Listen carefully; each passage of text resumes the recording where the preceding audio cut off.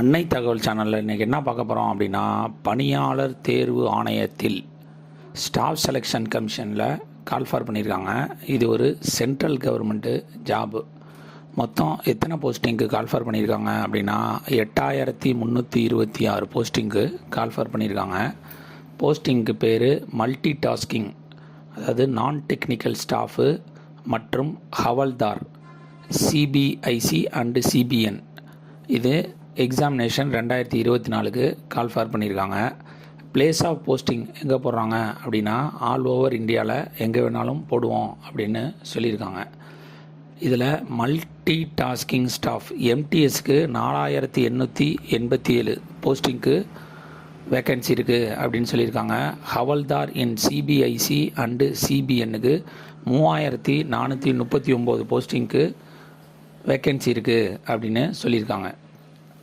Educational qualification என்ன வேணும் அப்படின்னா 1/8/2024 அன்னைக்கு மல்டி டாஸ்கிங் ஸ்டாஃபுக்கு 10th பாஸ் பண்ணவங்க விண்ணப்பிக்கலாம் அப்படின்னு சொல்கிறாங்க.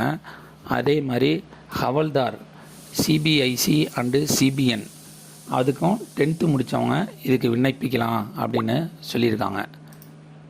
ஏஜ் லிமிட் என்ன கொடுத்துருக்காங்க அப்படின்னா மல்டி டாஸ்கிங் ஸ்டாஃபு 18லேருந்து 25 வயசு இருக்கிறவங்க இதுக்கு விண்ணப்பிக்கலாம் அப்படின்னு சொல்லியிருக்காங்க. அதே மாதிரி ஹவல்தார் இன் சிபிஐசி அண்டு சிபிஎனுக்கு 18லேருந்து 27 வயசு இருக்கிறவங்க இதுக்கு விண்ணப்பிக்கலாம் அப்படின்னு சொல்லியிருக்காங்க.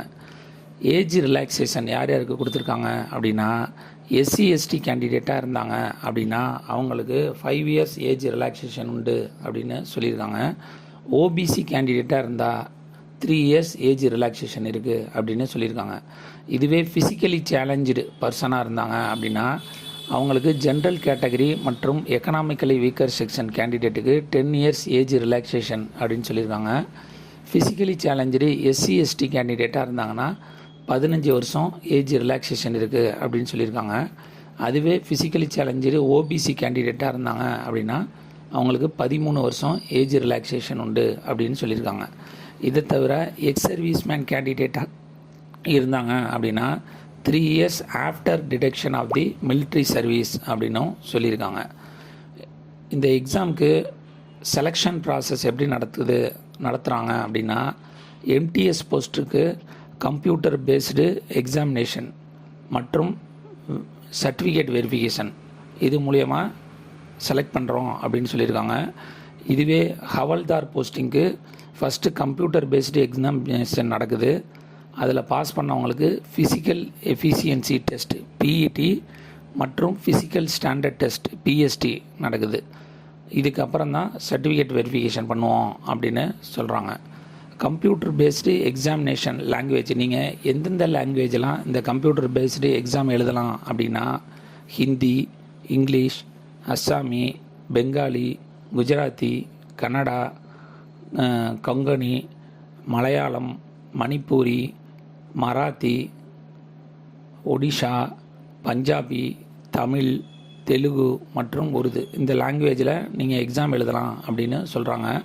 தமிழ்நாட்டில் எக்ஸாமினேஷன் சென்டர் எங்கெங்கே வச்சுருக்காங்க அப்படின்னா சென்னை, கோயம்புத்தூர், மதுரை, சேலம், திருச்சிராப்பள்ளி, திருநெல்வேலி, வெள்ளூர் மற்றும் புதுச்சேரியில் இருக்குது அப்படின்னு சொல்கிறாங்க.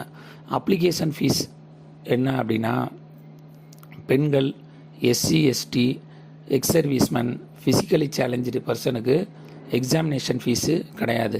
அதர் கேண்டிடேட்டுக்கு 100 rupees எக்ஸாமினேஷன் ஃபீஸு அப்படின்னு சொல்கிறாங்க. விண்ணப்பிக்க கடைசி நாள் என்னைக்கு அப்படின்னா 31/7/2024 நைட்டு 11 மணியோட க்ளோஸ் ஆகுது அப்படின்னு சொல்லியிருக்காங்க.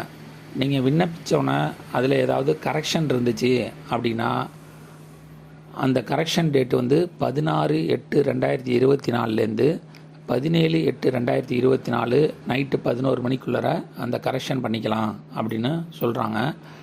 பணம் கட்டுறதுக்கான கடைசி நாள் 1/8/2024 அட்டு 11 மணி PM வரலும் பணம் கட்டலாம் அப்படின்னு சொல்கிறாங்க.